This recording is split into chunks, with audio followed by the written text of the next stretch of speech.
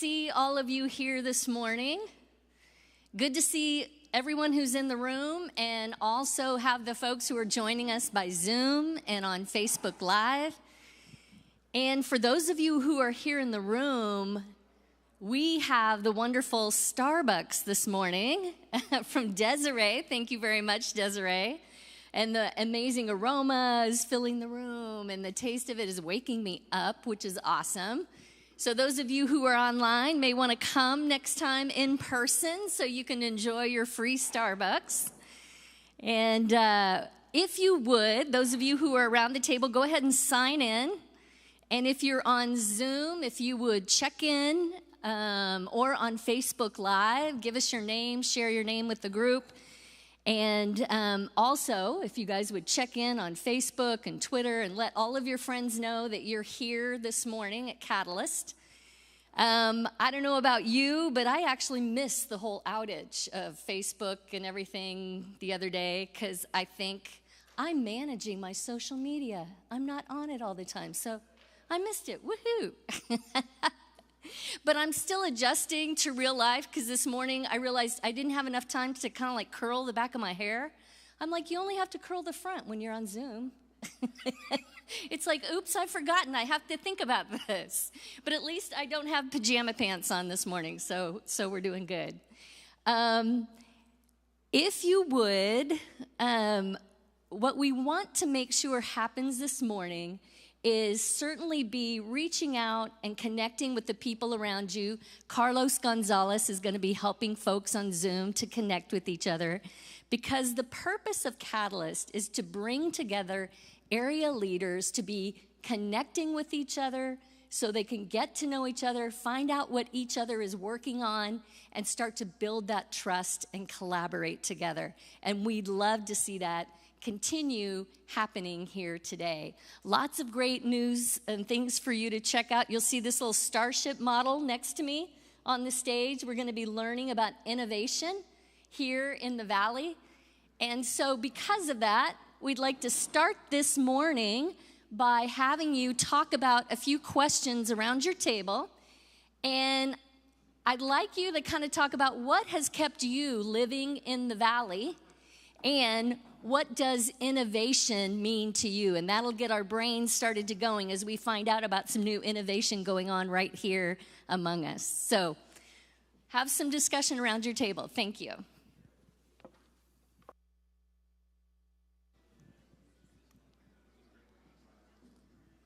Okay, I hope you're learning great things about each other around your table. How long people have been in the Valley and the connections they have. I'd like to introduce our speaker this morning, who's going to be talking to us about innovation. So our speaker this morning is Matt Teran. He is a 7-year Army veteran. He's an avid technologist, software enthusiast, and a proud leader of a group that is working on these here in the Valley. He's also a husband and a father to 2 little girls. And when he's not helping robots feed our neighbors, he enjoys creating new projects on various platforms. And I'll let him say what those platforms are. He is Valley raised and Valley proud. Would you guys please welcome Matt Teran?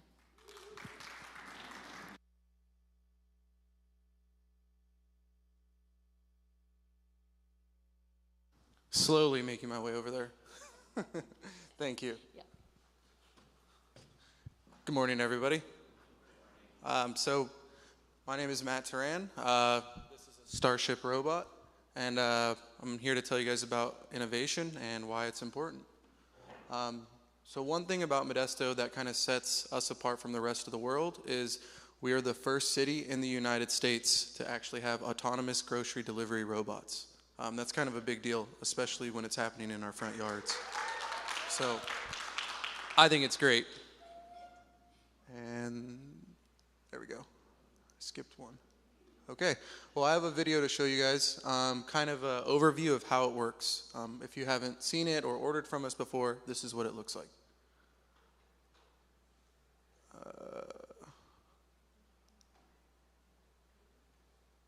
Can I get some? Oh, there we go. So first, somebody can order via the phone, and then a Save Mart picker will actually pick the order. Once they do that, they'll actually load the robot and send the robot on its way.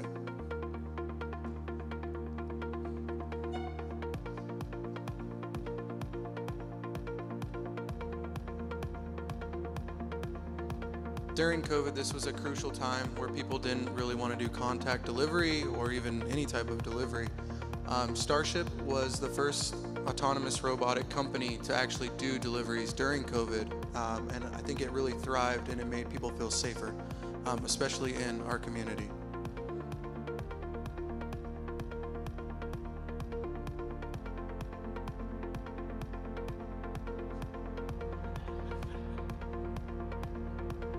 And these are some of the photos that I've taken during my time with Starship.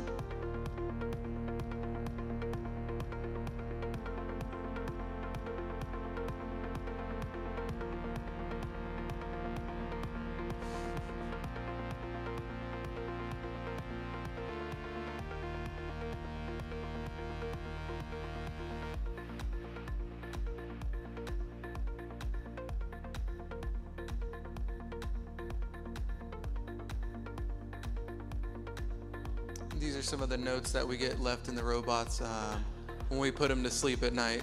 We've gotten some pretty interesting ones. Thank you. Have a nice day.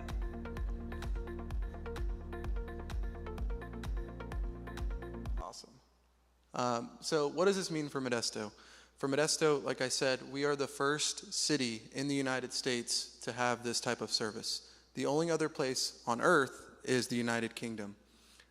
So for us to be spearheading this in the valley is crucial. And I think we need to understand and realize how important it is that this is here. I think a lot of people forget that we're still a force to be reckoned with as a city, as a valley. We still provide 1/3 of the world's most agricultural goods. I think that's something to be proud of, right? So now what we do is we help provide those goods via autonomous robot in our front yards.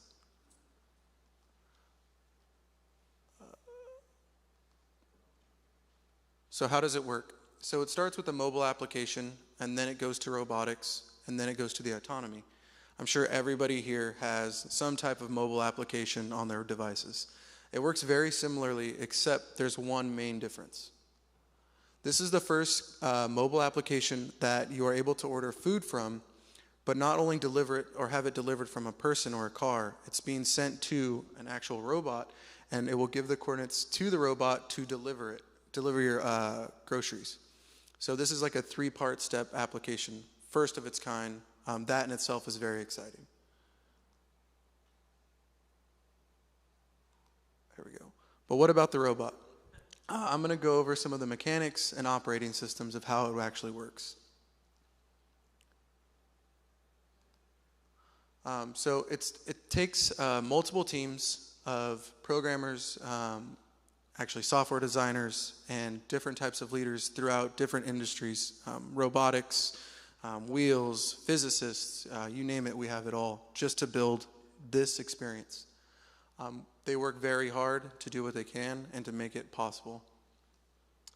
So briefly, what the components actually look like is we have 10 cameras in the front, 8 ultrasonic sensors. We have the capacity of carrying about 20 pounds, 2 to 3 grocery bags, about 4 cartons of milk or gallons of milk. We have 3D mapping that helps the robots get around to where they need to go. And then they have a maximum speed currently of only 4 miles an hour. That's regulated through California, sadly. So this is kind of what the robot actually sees using the ultrasonic sensors and its localization. I'm not sure if you guys can really see it, but in the purple, there's actually people moving and walking towards it, and this is what the robot sees. I don't know if you guys have seen them driving around town. If they come into the street and they just stop for some reason, that's because they're programmed to give vehicles and humans the right of way. So that's the kind of reasoning behind that. All of this is built together with multiple teams to create one thing, and I think it's the most important thing.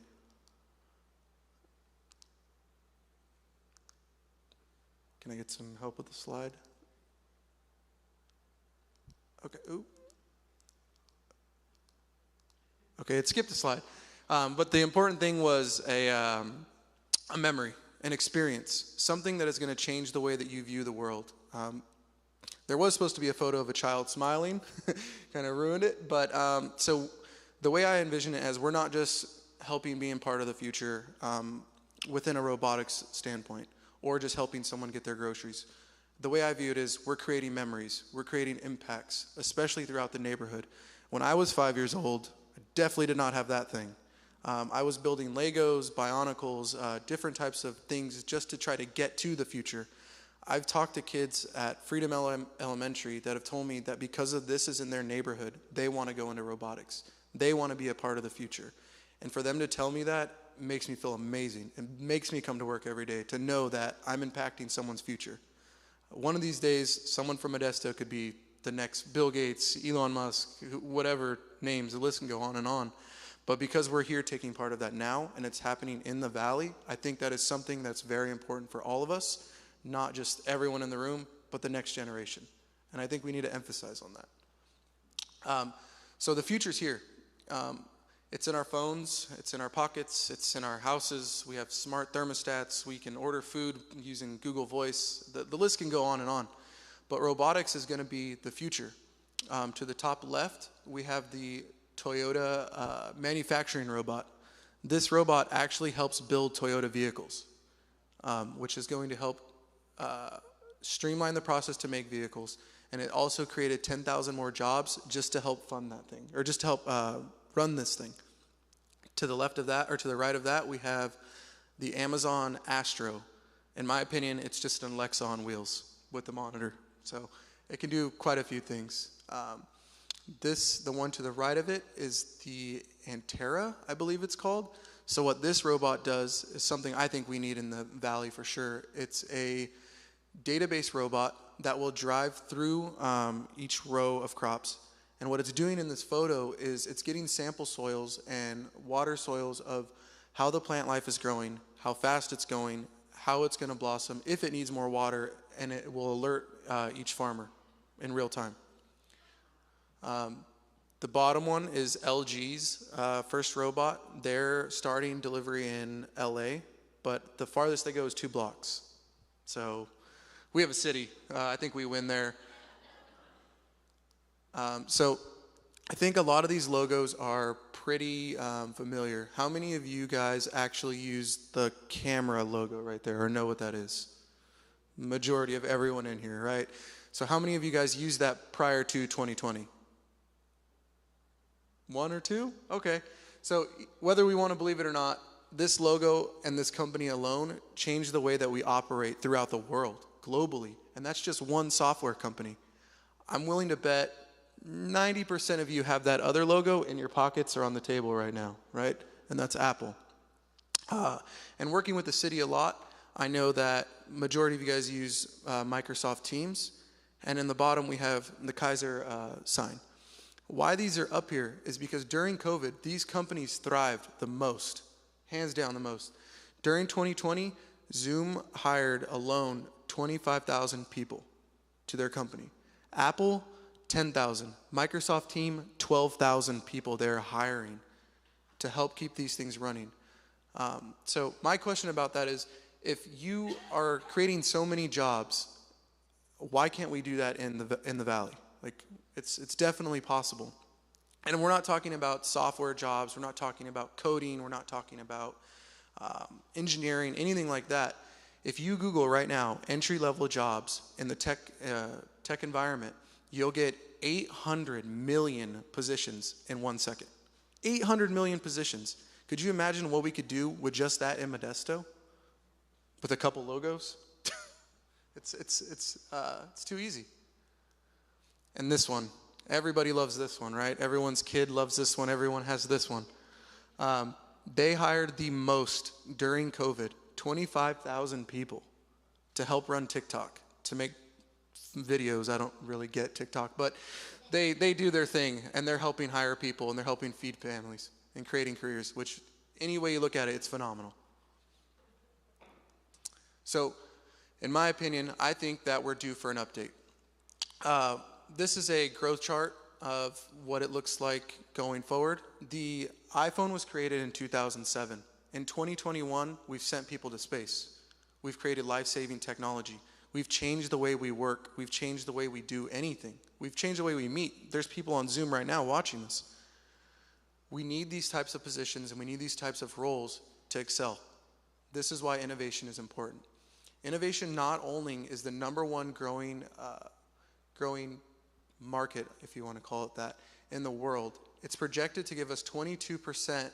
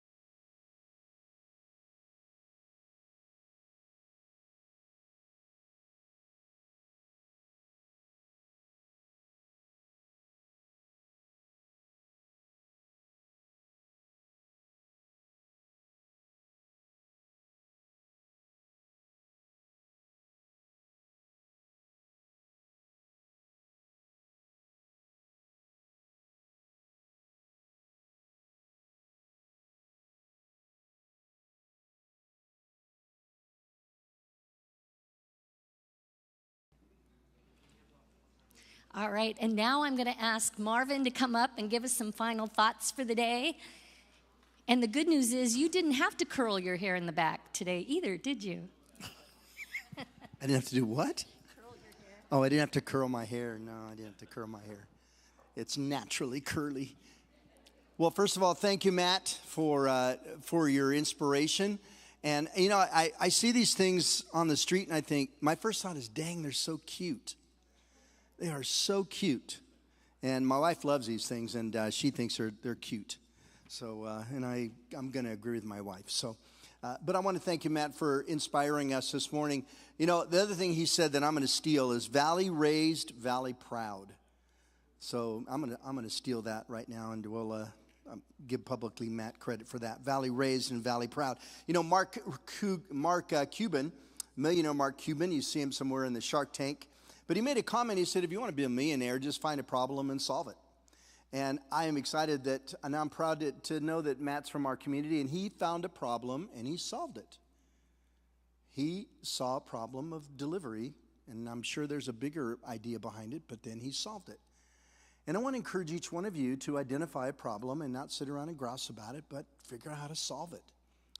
Gather people around you with different mindsets, different perspectives, and solve it. And that's what Catalyst and City Minister Network and all that we are. Find others around you and solve that problem. Solve that problem. I love that he talked to his 6-year-old daughter, because there's one thing I've discovered about children is that they don't have all the baggage that somebody like me has, where I'm an expert. I know things. I have studied. And I discovered this, and maybe you've discovered too, as a leader of leaders, and all of you in the room this morning, as well as on Zoom or Facebook, is that you're all experts. And knowledge is an enemy of innovation.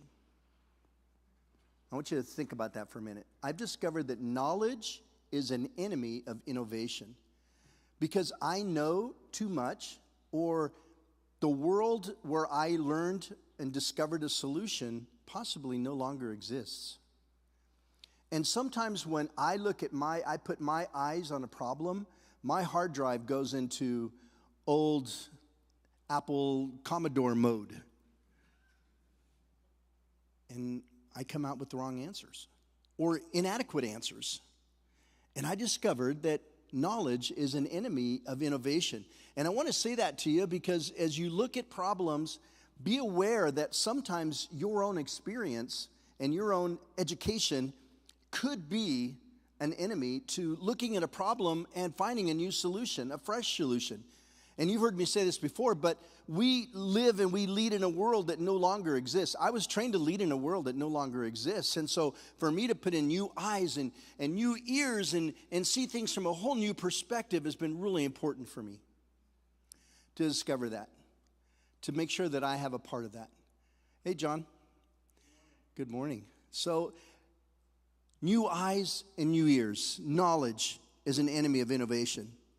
And I've discovered with so many of us, and I say this for myself as well, is that sometimes the person who knows can't always hear and can't always see because they already know. And I want to encourage you with some things as we close. And here's some things that I've been working on, because as we've really over the last year and a half, we are in a whole new world and facing a challenge that our generation and our world has never faced before. What are some things that I'm working on? As I've discovered that what I know and my experience and my expertise in a lot of ways has gotten in the way of our creativity, our innovation. Looking at these problems with old eyes. And I don't mean old as in age, but just experienced. How can I see some things differently? And here's some things I'm working on, I'm trying, and maybe you can look at them too. And as all of you are sector leaders or community influencers, here's some things that maybe you can work on as well. Some of the things I'm working on is I'm looking for the answers out in the margins. Outside of my own social norms, my own social circles, drifting over to hear and listen and connect with people who aren't in my normal circles, getting out of our office area. I'm finding that the answers are in the margins. Some of the fresh ways to look at these problems and these things that are facing us are out on the margins. And when I mean the margins, here are my margins: the poor, or getting right down to where those people that these problems are actually impacting, what do they see? What do they feel? What do they think? Getting out of the margins. And of course, I've said this to you before, but the other, those that are a different culture than me, that are a different generation than me. When I saw a problem of food delivery or whatever Matt wanted to deal with, the question, I would have come up with a whole different solution than somebody from a different generation who has a different skill set and different ways to see things. Even I'm discovering gender. Gender gives me, having a woman look at a problem is different than how a man would look at it. And I'm growing more and more to be sure that when we are taking assessments and surveys, that we're asking the questions of, do I have somebody from a different culture, from a different background, looking at this whole problem, so we get the 360-degree look at these questions and these problems. You can teach an old dog new tricks. And I want to encourage you, just like with me, to keep learning, to keep being curious, to keep looking at things and saying, how come? Tell me why. Get underneath the hood and look at it. Don't assume just because you think you know that you know. We've been taking a lot of assessments as an organization and asking ourselves questions and having people come in and ask us questions and challenge us. And yesterday, Wade, Patton, and I were on a call, and I asked the question to the person who was reviewing an assessment that they'd given to us. I said, I get concerned that I'm not seeing rightly, that I'm taking my old hard drive and imposing it on myself and saying, this is the answer that I want for us. And so I want it to come out like I want it to come out, and I've discovered I have tons of biases, tons of preconceived biases. Now, we all have them. So just to be aware that I have them is valuable. So I want to encourage all of us as leaders, as we look at these problems in the community, as we look at these problems in our neighborhoods, as we look at these problems in our families and these challenges, keep being curious, keep learning, just like Matt's 6-year-old daughter who looked at this new problem from a whole fresh set of eyes. I want to encourage us all to keep being uncomfortable. Keep putting yourself in places, and I want to put myself in places where I am dang uncomfortable. I don't always like the answers that I'm getting back. And that's a good thing. Because I've discovered with more experience and knowledge I have, that I become afraid. I become afraid that I'm losing my security. That, oh my gosh, I don't know. And that makes me uncomfortable. Or somebody else might know. That makes me uncomfortable. And then I become uncomfortable and I become afraid. I'm afraid that I might be losing something that, candidly, I never possessed in the first place. And so I want to encourage you to keep learning, keep being curious, keep putting yourself in places where you're uncomfortable. And I know for me as a man of faith, I keep praying, I want new eyes, new eyes. There's some things for me that are never going to change, but there's a lot of things around us to look at it with new eyes. Somebody once asked me just a couple of months ago, how would you describe your leadership style? 3 words. And I said, lifelong learner. And it took me a little bit to figure that out, to answer that. Give me a couple hours. So 3 words. And I hope as a community and as a leader, you would be a lifelong learner. That you're not so comfortable now that you think you've got it all together and you can quickly give a 3-point outline. Because again, life continues to change around us. The problems might stay the same, but the solutions can be different. And so when I think about innovation and initiate and innovate, it was our topic this morning.